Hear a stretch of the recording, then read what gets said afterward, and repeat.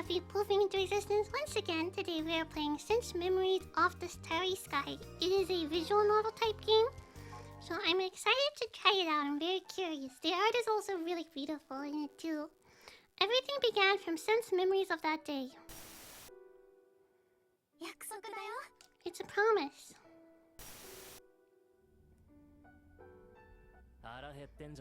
Aren't you hungry? Back then, it's an easy job. I was thinking of letting you meet with the client too. Sounds good. Who are they and what kind of job is it? I was burdened with a sin. You stay here. What are you talking about? I'm going with you.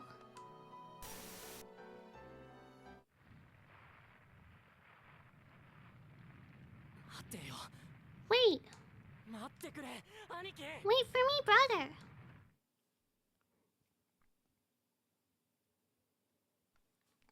I have no idea what happened. Wait for me.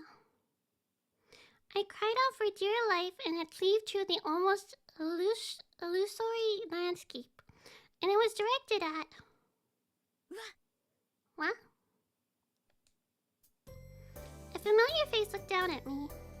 With a breath caught in my throat, I could see my foolish reflection in a pair of dignified black eyes hovering up over me. Ah, you're awake. What the? Well, that isn't what you should be saying here, Junya. Yeah, those dark eyes narrowed as I gave that non-answer. Her lips curled into a smile and her hair drifted to the side with a slight tilt of her head. I couldn't help but find each and every movement striking and only pulled me further from slumber. Are you still half asleep, Junya? Do you know who I am? You're Chihaya. It's unusual for you to act this way. Chihaya giggled, rising to her feet. That's right, I'm Chihaya Hojo. Chihaya, where are we? This is the academy we attend.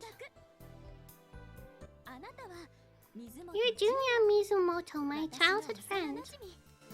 Childhood friend, I had finally returned to the dream world after being trapped in a dream. Chihaya. That's right, do you remember who this is? Chihaya mischievously spun her finger out in front of her chest and pointed towards the woman at her side. I knew who this person was as well. Hinata Issei. Correct, thank goodness. It sounds like you're fully awake. If you had gotten that answer wrong, I'd half a mind to spray you with water. I gave a half-hearted smile in response, but the look in her eyes behind those glasses told me it had been a joke. No need to be so rough. The best way to wake Sleeping Beauty is with a princess kiss, after all. What's that supposed to mean? I needed your advice and came looking for you, only to find Sleeping Beauty lying here under the trees. I'm clearly not cut out to be Sleeping Beauty. Wah. My response was cut short by a yawn that I could no longer hold back. I may have been conscious, but I needed a little more time to fully come to my senses. Quite the big yawn. My bad, I was up all night working. Pwah. You did? Are you alright? She concerned leaned towards me, but I gently fended her off with my hand. No matter how long we had been friends, I honestly thought it was improper for a man and woman to be in such close proximity. Chihaya had always been terrible at invading my personal space. I was used to it by now, but... Yeah, I got the hint. It would be bad if people started spreading rumors about our esteemed Chihaya here. Chihaya herself, however, was acting like her usual self and remained oblivious to our concerns.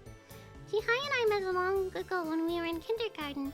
She didn't quite understand at the time that she was a high-class lady in a different social stratum. If I had learned anything from living in this area, it was that everyone knew of the distinguished, reputable Hojo family of Sumisora. Chihaya's father was an active local politician. Her grandfather had once held a similar position, which made their bloodline all the more prestigious. It's safe to assume that a fine young lady like Chihaya was nothing short of perfect if she belonged to such an amazing family. She tried not to flaunt her fortunate upbringing, but it really was just something she aspired to hide even though she actually couldn't. Even so, we were childhood friends despite my being raised in a normal household.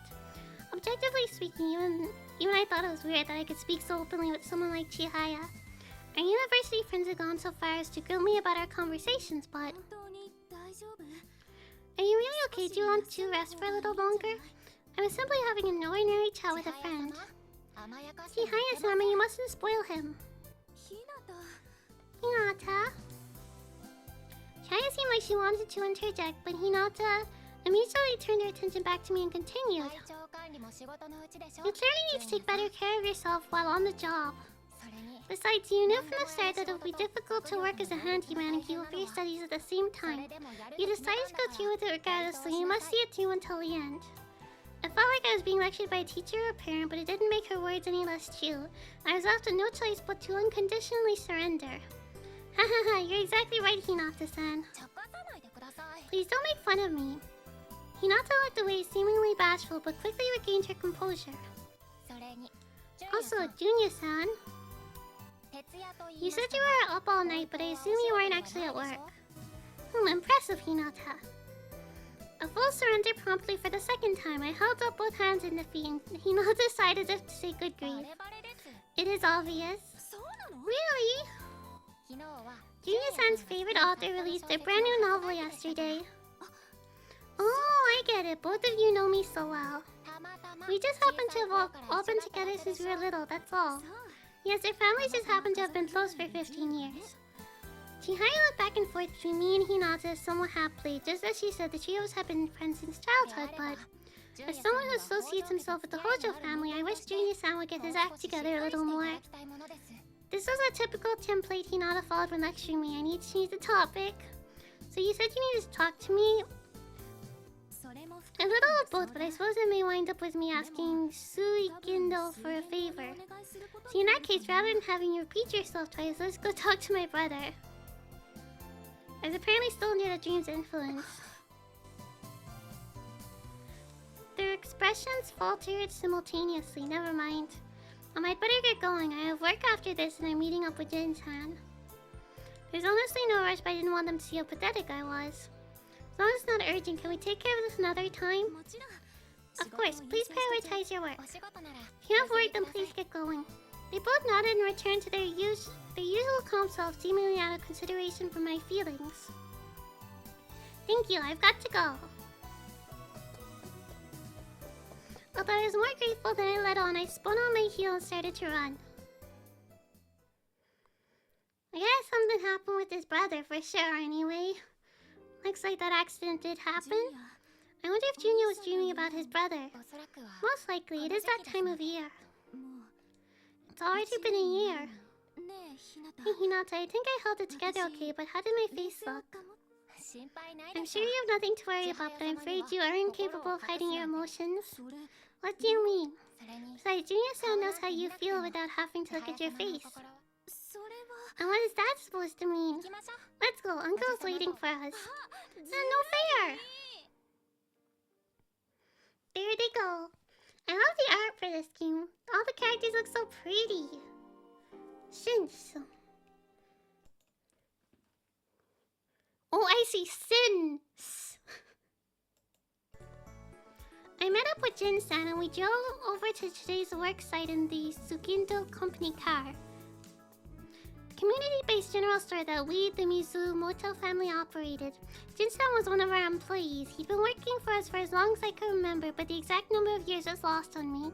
He was practically a family member at this point. Alrighty, I'm counting on you, June. Today's job is, well, pretty much the usual. Oh, that's pretty vague, isn't it? Our client, Uto-san from Zaimokuza. Oh, sure, you got it. With Suikindo being a general store, it was our job to pretty much do anything and everything. It was mostly physical labor, ranging from staples like weeding and moving assistance to minor household repairs and downtown crowd control. We genuinely did everything. We were often asked to perform a wide variety of odd, one-off jobs for local residents.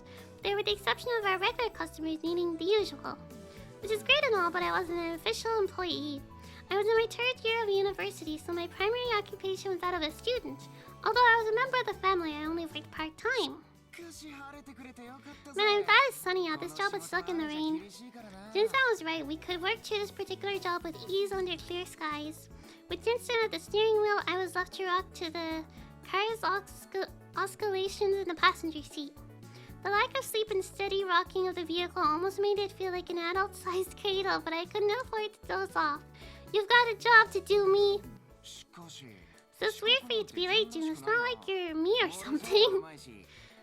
Jin glanced at me out of the corner of his eye. I stayed up later than I meant to reading a book. Oh, don't tell my old man. I'll treat you to a drink later. I'm not gonna take your bribe. His strict stance only lasted for a second before he flashed a white grin. Make it 2. Fine, fine. Despite what he said, I could picture Jin-san handing the second drink to me after work. That was just the kind of person he was. He'd likely say I can do whatever I want with what's given to me, right? What is it? It's nothing. We'll be there in 20 minutes. You can catch a few winks if you're tired. Nah, I'll be fine. We stopped at a red light at the intersection. Jin-san flipped on his right blinker. Jin-san, that's the wrong way. What? Your blinker, we're not headed to the right. I'm in the mood to travel along the coast. Jin-san, I gave him a deliberate glare, earning a resigned smile in return. Fine, we'll take the mountain route today. When the light turned green, he urged the car to the left. There was a long, hilly road up ahead. Sorry to be a pain. It's nothing like that. I'm alright now, okay? Ha! Most people say that aren't fine at all. Haha. After a short while, Jin-san quietly murmured to himself. You're all ready, huh? Yeah. A year passed since then. My older brother had died in a traffic accident. He was 7 years older than me and everyone looked up to him. Yes, Takaya was my older brother and everyone's hero. Although he could be strict at times, he was kind, dependable, and would always lend a helping hand if someone asked for it. I'm sure it would sound fake if I were to say he could make friends with anyone, but he was genuinely that sort of person. Takaya was in reality always at the center of any interpersonal groups, whether it was among friends, with the locals, or otherwise. Maybe I could call him a facilitator. Takaya was truly skilled at making connections with people and bringing them together. Planets congregated and revolved around the radiant sun in a smooth, miraculous fashion. That was the sort of person Takaya had been. From where I stood, everyone had always looked so happy whenever they were with him. Takaya never ceased to amaze me, and I was genuinely excited to watch him when I was younger. Heroes really do exist. That's my big brother. That was the sort of impression I had of him. But I started to see things for what they really were. I was gonna say that's really cute, but now I'm concerned what he's gonna say. The differences between myself and Takaya. Although we were siblings, we couldn't be more different. I didn't have the sort of personality that attracted others. I could be kind to everyone, but I didn't have the wisdom nor the strength to help those in need. Unlike him, I wasn't the sun. Nothing went smoothly with me at the center. Everyone has something they are good at. If you want to find out what that is, you need to connect with others or be with those who will become even better people when you're with them. Takaya had once said that to me. It wasn't an especially different concept, but I couldn't be like Takaya. Hey, June? Yeah, my bad. Why are you apologizing? If anything, I should apologize to him, as everything he said was the truth. It's only been a year, huh? That's right. Our conversation trailed off. We made our way up the mountain without slowing down.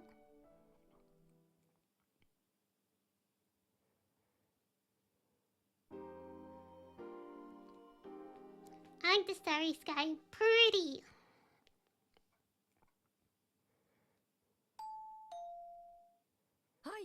Yes? Hello, we spoke on the phone yesterday. We are Suigendo.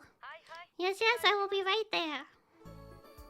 Yo-ho! She tottered down the hall with a heap of books in hand and headed for the stairs. How many dozen more trips would we make with these today? And she's built up quite a collection. It hasn't even been half a year since we last came. You're right. Uto-san was a regular client of Suigendo's. She was a bit, no, quite a bookworm who had crammed her apartment full with books. Over the last couple of years, she would call and arrange for us to deliver her books to the second-hand shop drop-off whenever she actually ran out of space to sleep. Well, it's not our place to judge what our clients do. Still, June, it's not a little much. Don't fall over. I can handle it. As I said that, I went to go down the stairs ahead of Jin-san when I ran to a small girl who had just about raced down the stairs. Oop. I nearly dropped the pile of books, but somehow managed to keep my balance. Told you so, I'll carry half. Please do. Sorry, I was spacing out. The girl I bumped into bowed her head apologetically. She was shorter than Misora, possibly a high schooler, no, maybe a middle schooler. That's my fault. I guess I should ask, but you didn't hurt yourself, right? No, I'm alright. Girl looked at me with her mouth still slightly ajar. Kind of unusual reaction.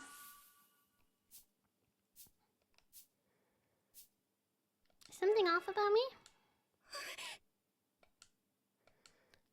The girl's shoulders bounced with a start. She was terribly surprised, but all I'd done was speak to her. With that, the girl slipped by me, headed towards the room furthest inside, all but dove in to get away and then closed the door. What the? Isn't that love at first sight, Junya? You're popular with the younger ladies. Looks like Aino-chan has a new rival. Jin-san looked incredibly amused, and why bring up Aino-san's name here? Don't do anything that could get you in trouble with the cops. Yeah, don't even bring it up then, man. Just don't bring it up. He ain't like that, you know? Leave him alone. Fine, fine. That appears to be everything. As always, we will be taking these books into our care. Yep, I'm counting on you for the next time. The room was fairly pristine now, but it would likely be packed with books in less than 6 months. Sooner or later, these books would fall over and she'd find herself in a real dilemma after they swallowed her up. But that wasn't for me to worry about. Alright, please excuse me. I bowed politely and hopped in the car where Jin-san was waiting. Off we go! First job of the day done. Give us a gold medal. Now then, why don't I head to the bookshop? Oh, Asusa-chan, sorry for all the noise. Who are those people? Suigendo, a general store. A general store? They're handymen. They've helped out a few times around here. They have a shop near the Hashiman Shrine. If anything ever comes up, you can go to them for help too. Near the shrine? Are you all set? I'm off to the bookshop then. Sorry. Thank you very much. It's fine. I'm glad I got to talk with you, Azusa-chan. Suigendo. That means... He's thinking of his older brother? Does she know something? Speak up and tell us what you know, woman. Tell us. Speak now. Please. This is my stop.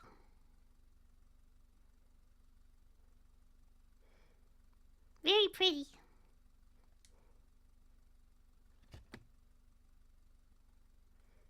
I had him park in front of Sumisora Station and I only got out. Jin-san was headed to meet with the vendor of the drop-off location for the second-hand books, which is near where they would be appraised. I wouldn't be of much help to him if I did tag along, so I had him drop me off along the way.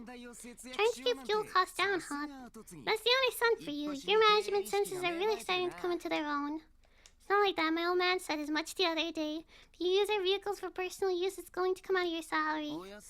You know he says that all the time, right? And the truth is, Misora asked me to grab stuff for dinner.